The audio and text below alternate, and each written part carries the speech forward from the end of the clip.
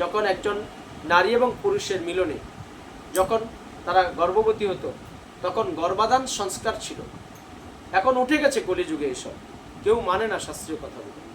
তাই কি করলো, এই অশুভ সময় ছিল তখন কাশ্যপ মুনি, সে তো মুনি ঋষিবর, সে বুঝতে পেরেছিল যে দিতি তোমার গর্ভে যারা আসছে তারা কিন্তু দেবতা কুলের নয়, তারা অসুর কুলের। তাই তোমার এই দুই সন্তান অনেক কষ্ট অনেক যন্ত্রণা করবে এবং তারা মানুষকে মানুষ হিসেবে গণ্য করবে না।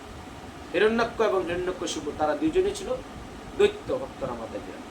দ্বিতীয় এবং কাশ্যপ মুনির দেখেন, মুনি ঋষির গর্ভেও দৈত্য জন্ম নিয়েছে, এটা ভগবানের নীলা।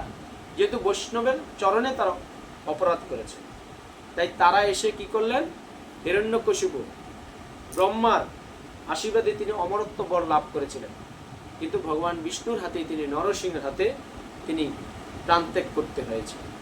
তাই আপনারা সবসময় চেষ্টা করবেন যেখানে সাধুসঙ্গ হোক বৈষ্ণব সঙ্গ হোক, আপনার শুদ্ধ বৈষ্ণবদের চরণে কখনো অপরাধ করবেন না।